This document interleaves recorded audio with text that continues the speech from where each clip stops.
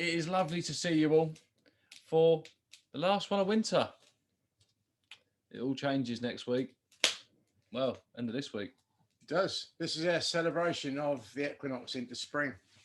And the passing of the cold, snowball fights, sliding around in the ice on your bum sometimes, quite a lot. And you can see the way the sun's coming out already. Well, dream about it.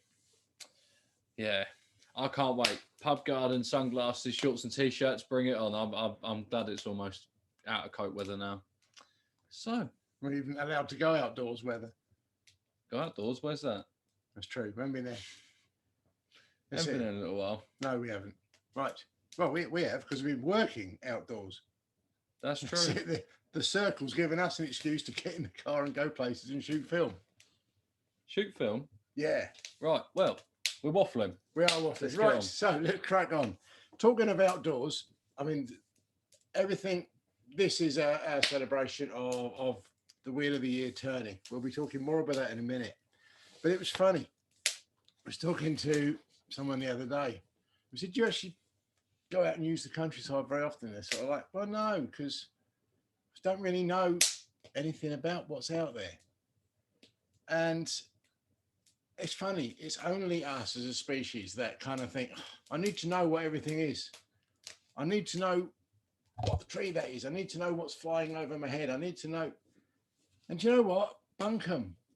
You don't. You absolutely don't. And one of the things when you go out into the countryside, that is, if you look around you, nothing out there has a name. Nothing out there knows what a name is. Nothing is even interested in what has a name. There's no need to name things. It might be that you want to know a bit more and you might not find things out, but it's only us as humans that have a need to name things and categorize things. And part of that is a desire to understand the way that the world works, but somehow it kind of loses a little wonder as well. So if you go outside and you look, a pigeon doesn't know it's called a pigeon. Couldn't care less. It's just busy being a pigeon. An oak tree has no concept of the idea that it's an oak tree. Not interested. A fox doesn't know it's called a fox. A rabbit doesn't know it's called a rabbit. And a fox doesn't know it's chasing a rabbit when it's chasing a rabbit. It's just chasing food. What it does and uses to live. You know, a lake doesn't know it's called a lake. Doesn't care. Doesn't matter. And I think we as people need to really get hold of the sheer joy and the sheer wonder of the world that is out there, and not get too hooked up on a name, not get too hooked up on what things are called. You know, I was just thinking the other day, I've got a really cool story which I'm going to finish off with, which kind of inspired this, because sometimes when we try to give everything a name, we get too fussed up in the system. Just look at what's out there and what's wonderful. And one of the things that if you do that at the moment, we've got this new feature. It's called Animal or Plant of the Week. And we thought, there's only 52 in a year. Can't be that hard. But we can pick something that actually fires us up. Now, we've got a little video here about Blackthorn. And you know what? It's a celebration of the wildlife, or the wild in our life, most of it, and it's from the inside of a car. Cop that.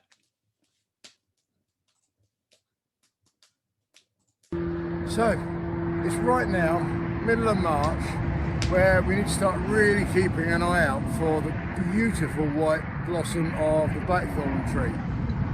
So called because the wood is it's very dark compared to the lighter branches of hawthorn or whitethorn. But it's quite fitting actually that we're actually right next to the Sandwich Dover Road, and quite often the place where we see the blackthorn most is when we're driving. Always keep your eyes on the road, but just acknowledge that blackthorn whether you're walking or driving, because it's beautiful. Flash of white colour as we near spring and the spring equinox.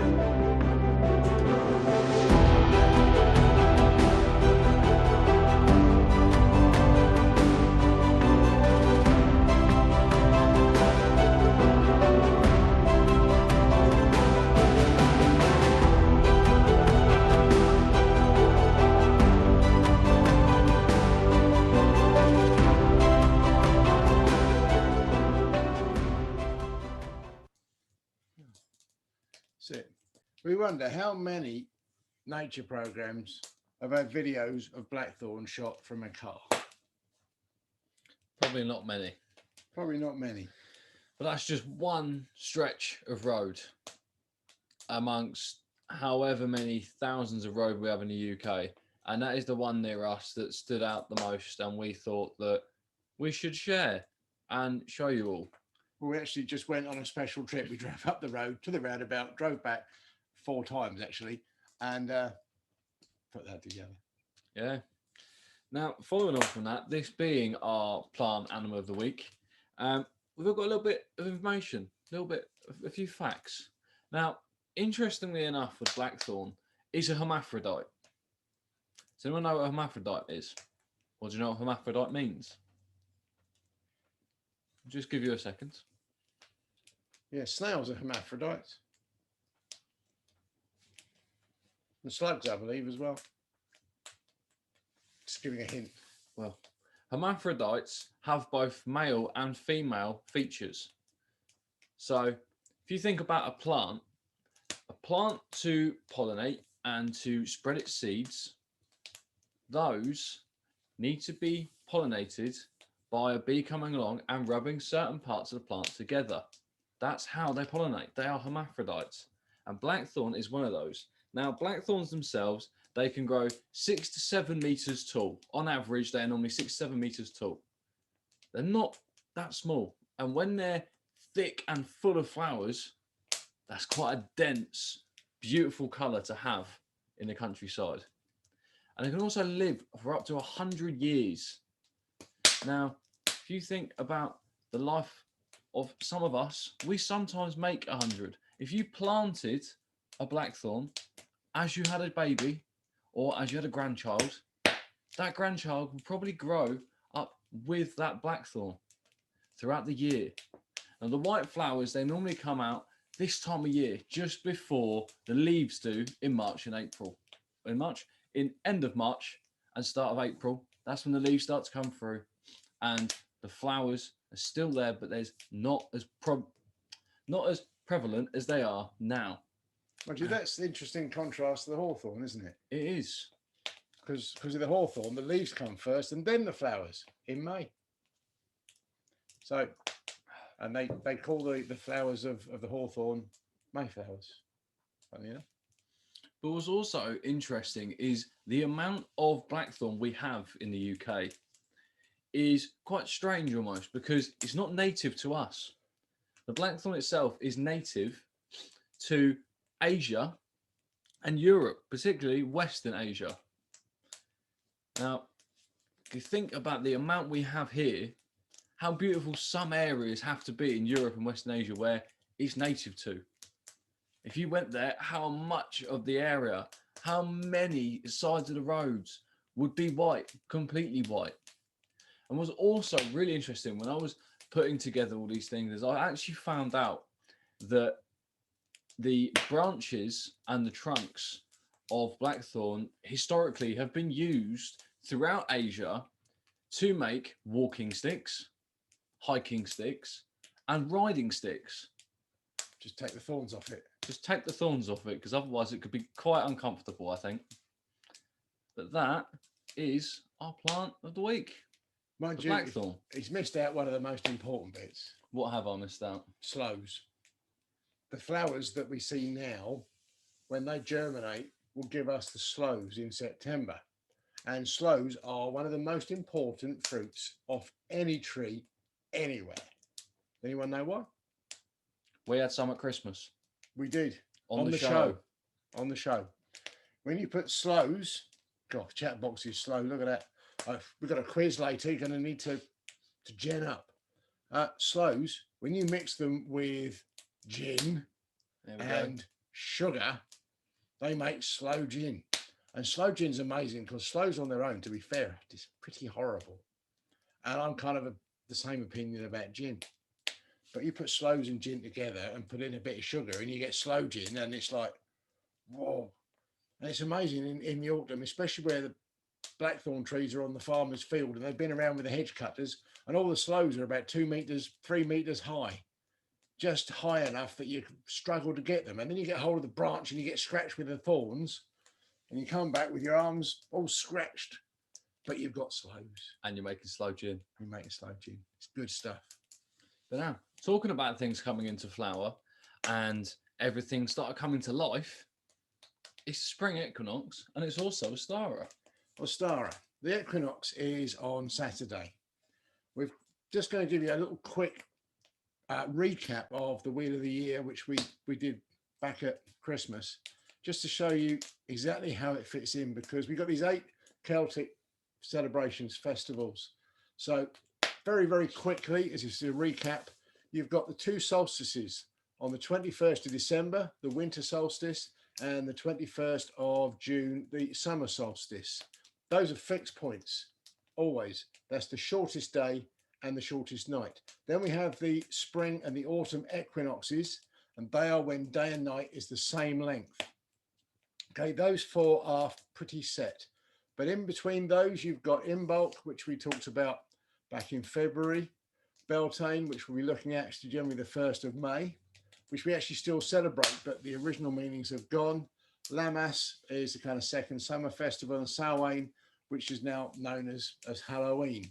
But the one that's coming up is the spring equinox, and it's known as Ostara. Now, the word Ostara comes from Easter, which kind of becomes Easter, but also gives us the name for the estrogen cycle, which is all to do with fertility. But the cycle, but the celebration itself of Ostara is about balance, and it's about balance in all things. So it could be that with a theme of fertility, it's about balancing the female and male aspects of all of us, not as individuals, but individually, which is quite cool. It's about balancing ourselves mentally, physically, spiritually, and being in tune and in touch. And that, I think, is a really important thing to do. It's difficult in the world that we have, disconnected as we sometimes are, to actually get all of those things in balance and find that kind of inner peace, if you like, which is tough.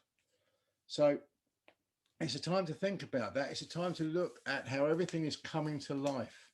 You know, we've got a video we're going to look at, which we actually made in our garden. And we kind of thought, why not? It's not looking its best, but it's coming to life. That's ultimately what Ostara is, finding that balance and generating the new life, generate those things that we've planned, we've put together, and seeing them start to come to fruition. You know, it's having had a plan, having worked on ideas through the dark days of winter. It's about getting those things formulated and then putting them into life, but also recognizing that the world is seriously coming into life. The world is seriously picking up and it's ready to explode, absolutely ready to explode. And more than that, you follow that fertility. If you look around you, everything out there is madly, passionately in love. Even the magpies we've got in our tree, and there's more than them in the video and a little bit more later, they're all pairing up. They're getting ready to actually lay their eggs, to actually get in there to bring new life together. And there's all that hustle and all that bustle, and there's buds on the trees, there's buds on the blackthorn, and it's all starting to show, hey folks, look at me, I'm still here and I'm still doing it and I'm ready to rock and roll. You know, it really is a time to pick things up, take that balance. Ostara is on Saturday this year. Yeah, Saturday night, the days and the night will be even. So if you do nothing else, why not on Saturday, as dusk comes, light a candle, sit down and just take a few moments to celebrate everything that is coming to life, everything that is happening, everything that is going to happen. Because wherever you are, it's going to get better. Absolutely. Well, we've got a couple of things come back in the chat. My garden is bursting with the spring bulbs coming into flower. Yeah, absolutely. Daffodils are now going for it. Hellebores are going mad. We've got snow. Well, I'm not going to tell you what's in our garden because you're going to see it in a minute. Well, I'll tell you what, that almost is a perfect link on to the video itself. Link on? Link on? Yeah. interlude to the video. Interlude to the video. Let's get the video on. I hope you're sitting comfortably. Quite pleased with this.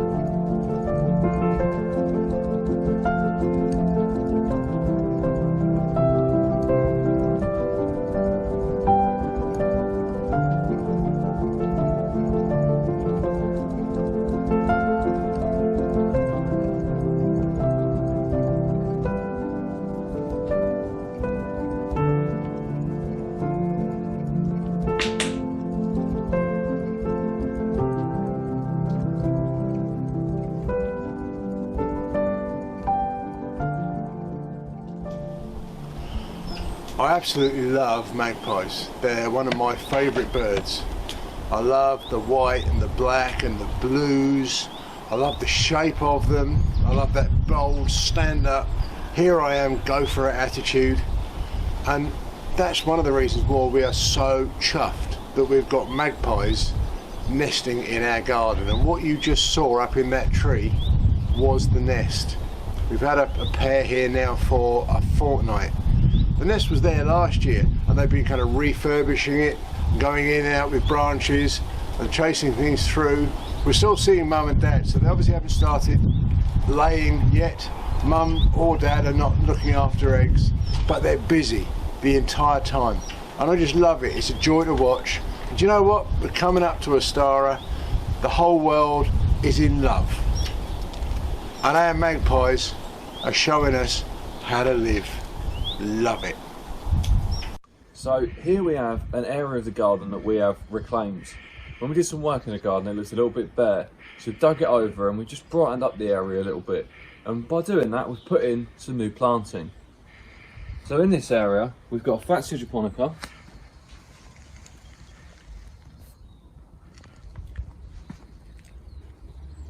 We've got a skimmia.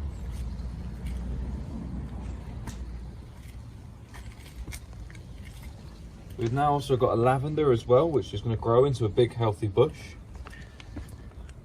We've got a ceanothus as well as a Burberry. The two main features of this area is the eagle on its plinth, which just brings a little bit more white to the area, lightens it up a little bit. And the main area that this was featured around was my apple tree. Now you've all heard about the apple tree in the past, but for those that haven't, I reclaimed this apple tree when I was landscaping because someone didn't want it anymore and all the trees around it were infected. So I took it home and we've given it a new home in our garden. And hopefully we'll get some apples off it one day.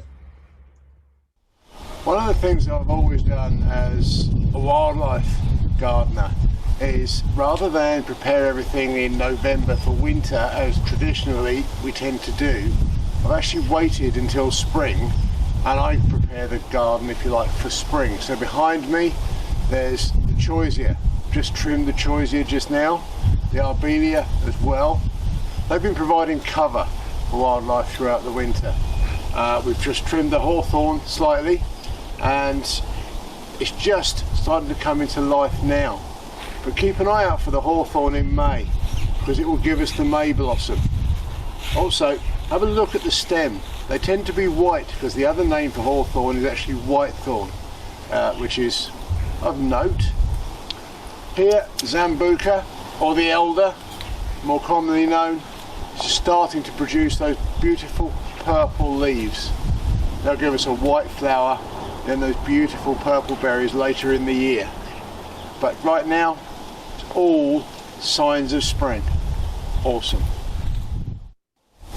These here, these are snowbells. They've already been out for a long time and they're put on a real show with their vibrant white colour.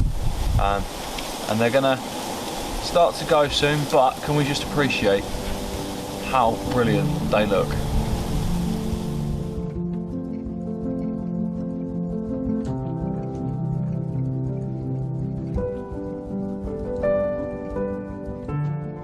One of my favourite spring flowers in the pond are these large leafed yellow flowers. They're Calthy, but the one over there you can see is beautiful. It's absolutely full of buds and in a week's time it's going to be spectacular.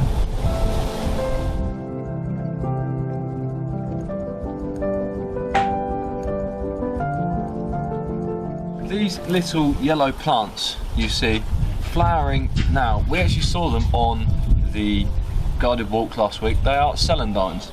They never grow too tall off the ground. They are predominantly widespread across the ground, and if you see them, they're filled with colour and they can make a dull space look really vibrant. One of the first flowers that we see as we kind of approach spring out of winter are these beautiful purple green flowers of the hellebore.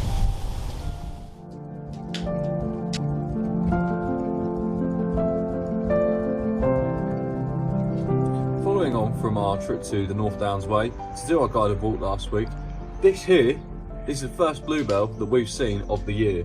We're doing more on the bluebells later on in the year, around April when they come into our woodlands, and I'm really excited to go and get those videos shot. These yellow plants here, the daffodils, they're always one of the first signs that spring's around the corner. They come out in numbers and there's clusters of them, all big and yellow. But little question for you, maybe you'll know the answer. Which country's rugby fans wear a daffodil on their head as a mask? Now, does anyone know the answer? I'll give you a few seconds. Yeah. It is the Welsh. You are correct. Yeah, it is the Welsh. Either that or a leek, isn't it? Well, yeah, that or a leek. But no, it is that time of year when everything is truly starting to come to life. And I think the daffodils proved the fact that they are one of the first to come out when we had snow on the ground and they were just starting to show the first signs of yellow. It was quite amazing, wasn't it? We had that week of snow and everything was kind of like, there wasn't a great deal of life or everything going on. The snow came, gave everything a blanket for a week, and it looked like everything had stopped. And when the snow went really, really quickly this year, all of a sudden those daffodil bulbs had really got to work during that week. And all of a sudden they started showing. And yeah, you just have to love them. You really do. We've had a few comments come back. Love the sound of water.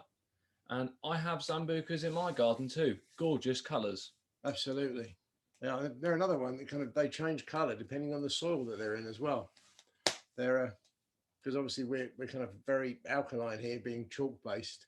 That seems to bring out as in a kind of red. So We also had some great fun getting the water to sound the way it does, because whether the water is pumped from the bottom pond to the top, we've got a rock with a hole in it, and we basically were positioning the pipe from the hose, the hose that is attached to the pump, to the right place, because if we didn't have it in the right place, it sounded like someone was having a wee in the pond.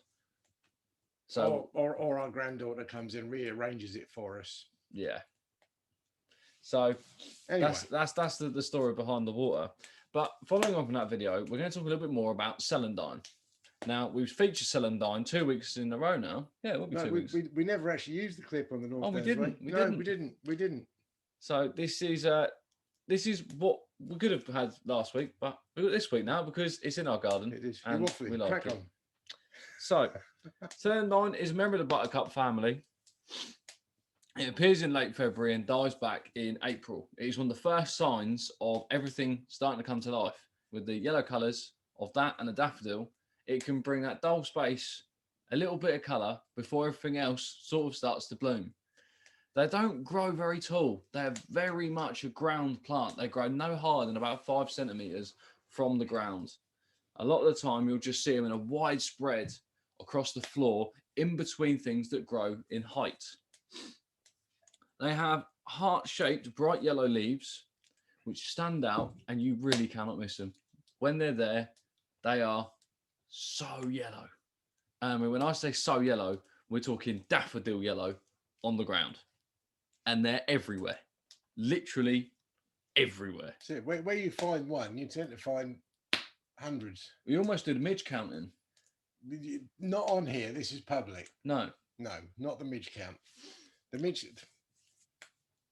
You might remember hints about midges on the West Highland Way. Yes, it's a very brief way of saying there's so many that you can't count them, but we can't actually put it into a family show. You can bring colour into your garden when there's not much else in flower. It is the perfect thing to do that. It is there. It is the start.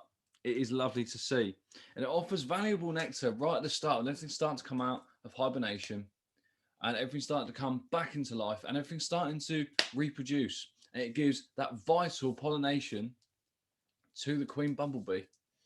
It is, because bumblebees only have a short kind of winter, especially at the moment where our winters are rubbish, to be honest.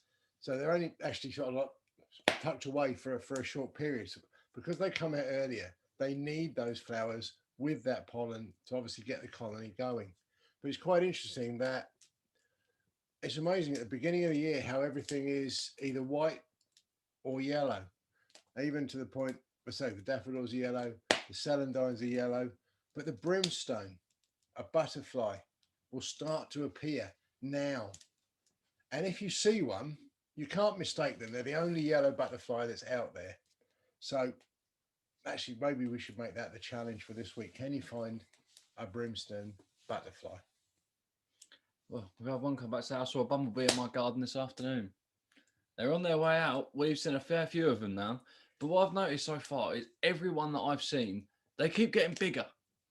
They're getting bigger every time I see one. Next time I see one, it's going to be the size of a robin. No, they're not. They keep getting bigger. The first one I saw was very small, and now they're getting large. Actually, one of the first ones that you'll see, and you keep your eyes out, a lot of the bumblebees are actually named by the colour of their tail. And quite often the first bumblebees you'll see in the year are the red-tailed bumblebee. For obvious reasons, the tail's red. But have a look. When you see a bumblebee coming past, I mean, just think it's a bumblebee. That's enough. But if you happen to see a red flash at the tail, it's a red-tailed bumblebee.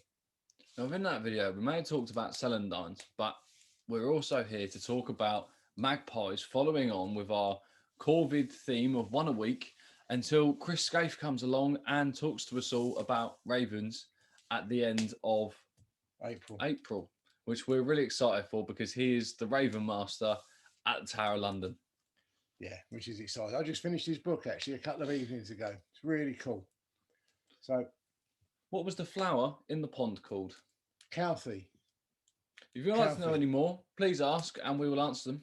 They're healthy. Literally, we've got loads of buds. They are kind of quite big, but they again, like I was saying, all the flowers that come early seem to be white or yellow. Healthy flowers are yellow, and they really do stand out. They're absolutely fantastic in our pond. I bought two or three a couple of years ago in the first spring after we actually put the pond in, and Calthi. I think it's Calthi, but that might just be my interpretation of it. But they're kind of water buttercup. They're not a mimulus, but we'll try and get some more up close shots when the flowers have come out, because it's absolutely full of buds at the minute. In fact, if you actually chase back through the Simple Life Facebook page, I did a fair few videos of them last year. So we'll have a look. But yeah, they are spectacular. Looking forward to the Raven talk. What is the name of the book?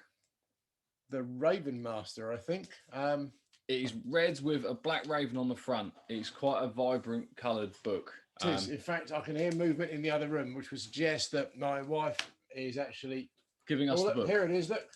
Thank you, my glamorous assistant. Our lovely assistant. Trying to catch it so the light's not reflecting off it too much.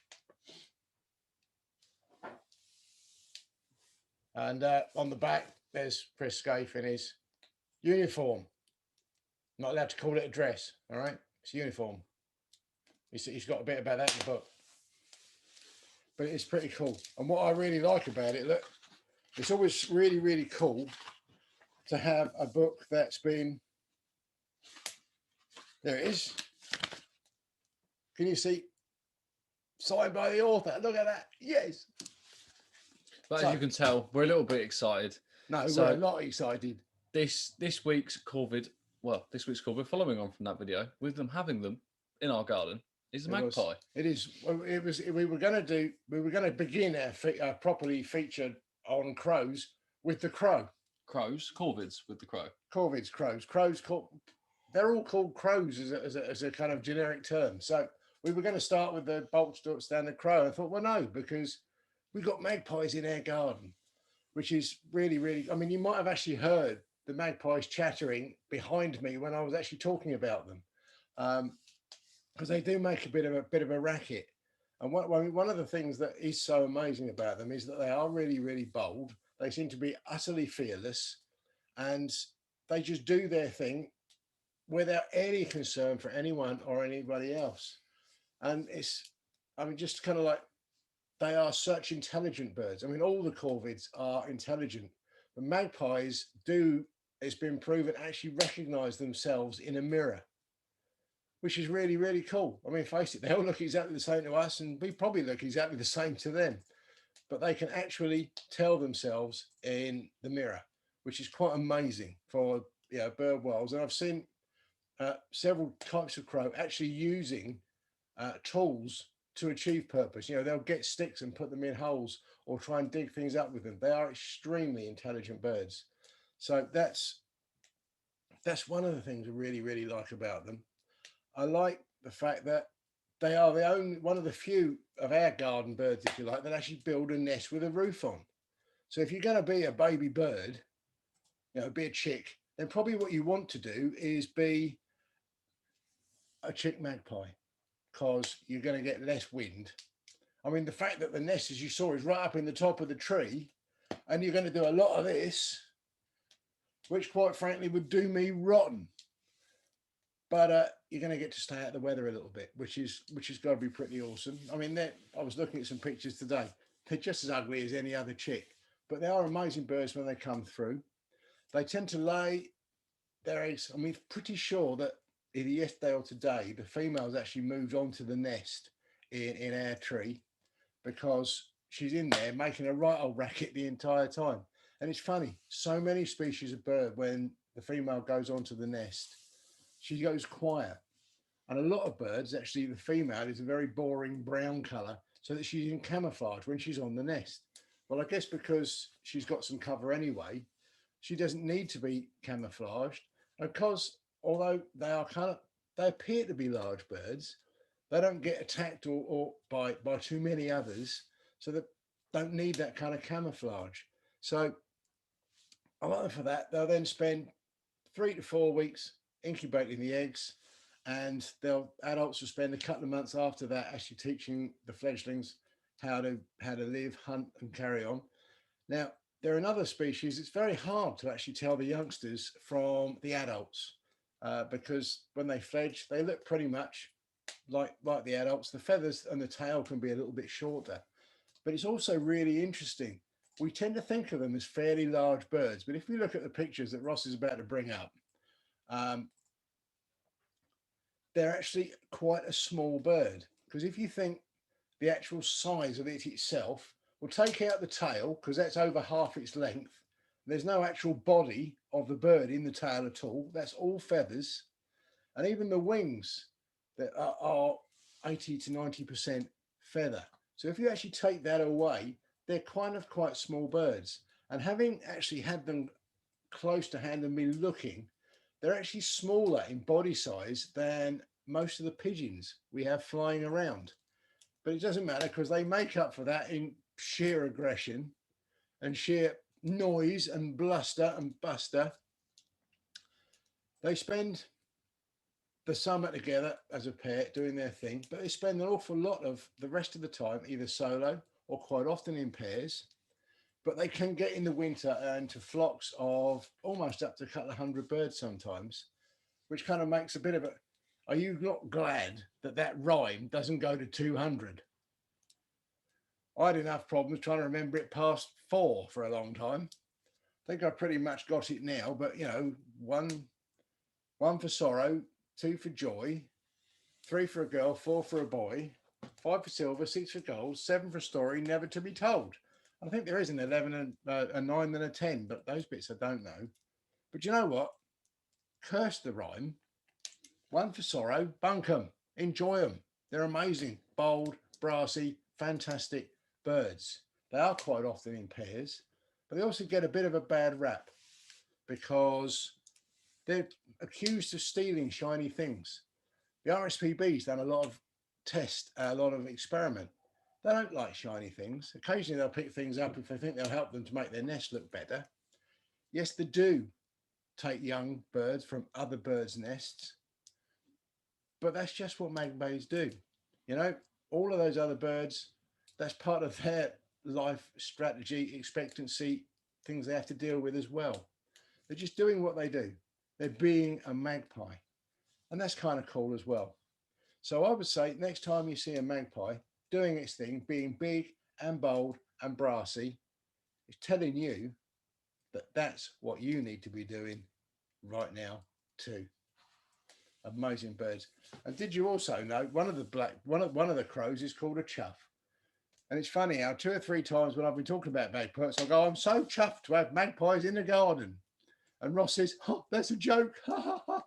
And then I forget he said it and I do it again. And then he reminds me again. Anyway, I'm off task. Magpies, absolutely must have, should love them. The sea things come back. I have a pair of magpies visiting my garden. I'll explore where their nest is. They are big nests a lot of the time. So you cannot miss them. Kind of basketball size. Pretty huge. Especially while there's no leaves on the trees. Because obviously when the trees grow their leaves, the nests will vanish. You won't be able to see them. So have a look now. When magpies started to come into our garden, we seem to lose so many of the other birds. Example, thrushes and blackbirds. Is this normal? We haven't lost any, I don't think. The sparrows are still there in large numbers. We've still got wrens, robins, still seeing chaffinches. So, no, I don't think so.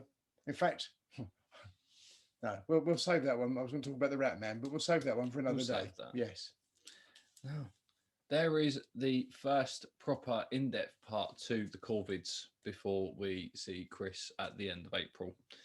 But it is now time for a sad moment because it's come to the end of winter and we're losing those short days. We're losing that kind of nice frost in the morning to wake up to and walk the dogs in the crunch of the ground. And those days where you can get out in a coat and it's quite nice to be out and be warm in a cold place. Actually, it's nice to be able to see the sun in the mornings now. But it's not all doom and gloom. because it's time for a winter quiz. So everyone, get your pen and paper ready, because it's time for the winter quiz. Give you a few seconds just to get your pen and paper, and I'll bring up my paper. Indeed, nothing like a bit of planning. Now, hopefully you've all been listening throughout the shows, throughout the winter, because there's a few of them that link back to previous shows that we've done. Now, question number 1. What fruit grows on a blackthorn? Oh, did we give them a hint on that one earlier? We might have done. We might have done. Question 2. Why does a robin change its song at the end of winter before spring?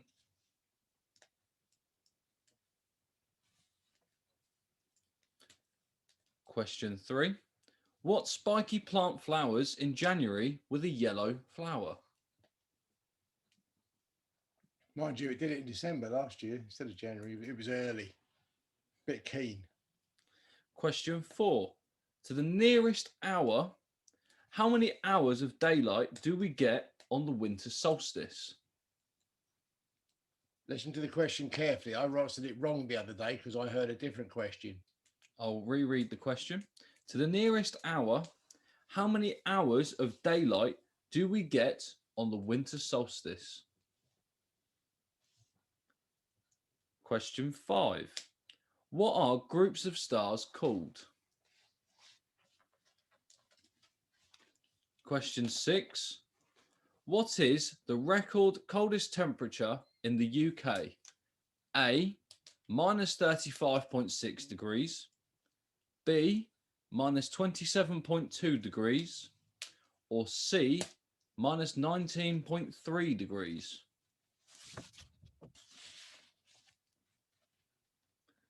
Question 7. Which three animals... Oh, I heard voices. You did, yeah. Could you repeat the last one about the temperature? Yep. What is the record coldest temperature in the UK? Is it A, minus 35.6 degrees, B, minus 27.2 degrees, or C, minus 19.3 degrees?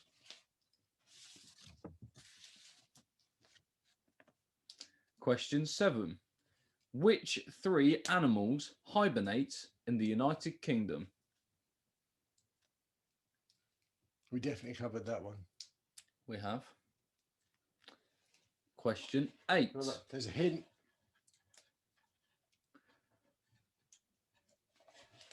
Question 8. What kind of snow is best for making a snowman? Is it A, dry snow, B, wet snow, or C, artificial snow? Question 9. Which condition refers to the damage of skin tissue caused by freezing? A, frostbite, B, hypothermia, or C, decomposition? I hate to suffer from decomposition. And question 10. Can you name 2 of the 3 guests we've had on the show this winter? I can. Oh, really? Now, would anyone like any of those questions repeated? You were so good. Yeah, number 9, please. Number 9. Mm-hmm. Which condition refers to the damage of skin tissue caused by freezing? A, frostbite, B, hypothermia, or C, decomposition? I wouldn't want to suffer from any of them, actually. Oh. Right Well, then. I will give over to my co-host. The answers. So, if we were in person, we'd actually ask you, but we're going to read it through because otherwise we're all going to have a late bedtime. So, number 1 was slows. And if you spelt it with an E and not a W, you get an extra point. Number 2. What was the question for number 2? And the question for number 2 was, why does a robin change its song at the end of winter? Yes. Well, they changed the song because they want to mate. because the song mainly means this is everything here is mine, go away, or unless you want to have a Barney. But in the spring, they changed that to unless you're of the opposite sex, and then we'll have babies. Question 3. The flower that is yellow on a spiky plant in January normally is Mahonia. I say last year it came out in December, but didn't wait to this year. Question 4. How many hours of daylight to the nearest hour at the winter solstice was 8? I heard Equinox and said 12. No comments on my abilities to listen. 5 was star constellations. The coldest recorded temperature was 27.2 degrees, which I think was B. Minus 27.2 degrees. Minus 27.2 degrees. Number 7 was the hedgehog, the bat, and the dormouse. That is 1 point for all 3, not a point for each of them. It's a good job you're not getting points for the spelling. That's fine.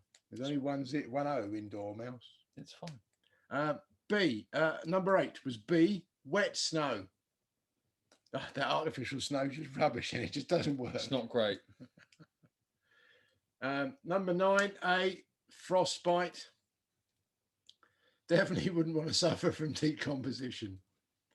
And A. Oh, number 10. A on all.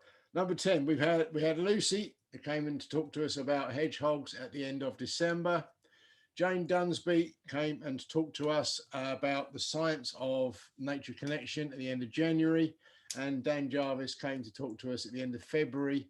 And he talked to us about the marine divers sea life rescue. That was amazing, that talk. I was well impressed. That was brilliant. It was really cool. So I think that gives you a total of, is it 14 points? I believe so. I believe it's out of 14. So if you are brave enough to put your answers in the chat, then we'll celebrate our winner. There is no prize, I'm afraid. There is no prize. Oh. Other than a round of applause from the 2 of us. And hopefully everybody else too. Go. And our co-host who's currently sunbathing by the fire. He's asleep, I think. So we have one come back, it's 8. Another Eight's one good. with 4. 8 3/4. We're giving you 8. As you know, minus a point for that. You can have 7. Oh, be generous. Give him 9. And one with 6. And another with 9. Now, we hope you all enjoyed that. There won't be another quiz for a little while until the end of spring now. That's it. But that is all of us saying goodbye to the end of winter. Yeah, end of the dark days and in with the new. Into the days where it's almost warm enough to sit outside. Now, tonight has been a bit of a different show. We haven't really ventured much further from our garden, and we haven't ventured further from what we can see from our garden. Unlike normal, where we would be out in the countryside somewhere locally, as we're permitted to do at the moment. But what we want to ask all of you is, what would you like to see in the show? What would you like to see us film? What would you like to learn more about? And what would you like to see or do in the countryside? If you've got any answers to that, or anything you really would like us to cover or like us to see, please put it in the chat and we will make a point of getting out and filming as much of it as possible. Indeed. And if you've got anything that you want to contribute, then we're more than happy to let people have a few moments to actually, if you want to give us some video that you've seen that was really cool and you'd like to come and talk about it. It was great when we had people coming on, and so there's that. Don't forget also, if you've taken any photographs, put them into the Facebook page. We have to apologize after having challenged everybody last week to go out and photograph some ladybirds. I saw 2 on Sunday and I didn't take a photograph of them and put them on the page and group, put them on the Facebook group. So don't forget that option is available. Next week, we've got Trevor from the Fox Project coming on, haven't we? We have. There's been a couple of posts go up about him this week, so it would be great if you could come along and see that one. It's an open show, so anybody can come along, but probably it's a good moment to talk a little bit about membership. Now, one or two of you may have heard that we've shaken things up a little bit, and all the new options are available. So what are they? After having done a survey and spoken to several people, one of the things that we heard was people wanted a very basic option for membership. So we put together a basic version. And for that basic version, you just get the 4 shows and access to the Facebook group, and you get one of the books that I have written. And that will probably be The 5 Senses, which is about how we interact with the world. So that's the basic membership, costs a tenner a month. But as you can see, hopefully you can see, we think that's pretty amazing value. Now, some people might want to be a bit more involved with us than that. That would be fantastic. So we've got the full membership, which is the package we've been offering the entire time. And we've ramped that up a little bit as well. So for the full membership, you get all 4 shows, you get the Facebook group, but you also get all 3 of the books. So that's the 5 Senses. We'll send those out. The 4 Keys, it's about bringing wildlife into your garden. And the 3-Year Pond, which is about waking up to the world, I guess, for want of a better description. So you get that. You also get 15% off everything that we do. So we sell different animal boxes. We've got the bat box here as an example. You can see it's got a nice slate lid and it's got some seriously decent timber. This one's made of oak. This is a bat box, which you can tell because the bats can go in from underneath. But we also do hedgehog boxes, nest boxes, we can bird tables. DIY bird boxes. DIY bird boxes. We've got some deals coming on the merchandise we do. We're just waiting on some prices at the moment. Here's one model piece. Yeah, you don't get. Bless you. But we can do all of those for our full members for 15% off all prices. We're also going to be getting some dates together for later in the year, so we can actually go outdoors and do some real proper outdoor experiences. And we'll let our full members get 15% off those. But we're also, for our full members, going to give them 2 free walk or outdoor activities. You know, that's doesn't include the food, but you can come along for 2 of our activities for nothing as part of your membership. And sandwiched in between the 2 of those, we've got the associate membership, which is, if you like, halfway house. You get 10% off of all of our merchandise and events. You get 1 free walk a year. Not including food. Not including food. And you get 2 of the books. Okay, so Ross has or will be putting the link in the chat. It would be fantastic if you would like to join up and come on this journey with us, because to be fair, it would help us to put on the shows, which is really cool. The associate is £15 a month. So yeah, the basic is 10, the associate's 15, and the full membership is 20. And as I say, when we get this app online, then those in the full membership group will get the app as part of their membership as well. It's on the way. It's slow progress because we want to get it right. We want to nail it on the head and give everyone exactly what they want, and exactly what we want it to be. So it is on the way. We haven't forgotten about it. And it is coming. We're just not quite there, and we're not quite happy with it yet. So no, as I say, the link's in the chat. We'll also put it with the follow-up email, which come out tomorrow. As I say, it would be fantastic if you could join in on our journey with us. Anyway, that's pretty much it, I think. Is there anything I've missed out? No, that is all of it. However, in this one, I'm in it. I'm in this one. This is a good one, this one. It is. Just a little spoiler, I'm about 80% of the way through the next full book as we speak. I've got a meeting with the lady next week to look at the cover, and I'm really excited about it. I mean, I should be, I wrote it, but I'm excited about it anyway. So that'll be coming, and we'll obviously have deals on that for our members as well. Well, hopefully that appeals to everyone, and it's almost the end. So thank you all for coming, and final words from Dad. was talking about naming things earlier, and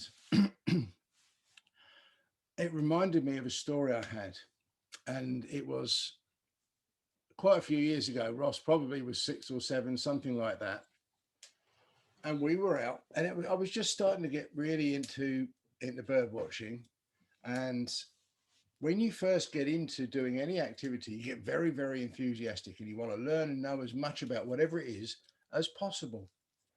And we had been out. In fact, it could well have been before Ross kind of existed. Uh, Possibly it was even thought about. But it was out with his mother, and we were walking the dogs. No, we were walking the dogs, so he had to visit. He had to been born anyway.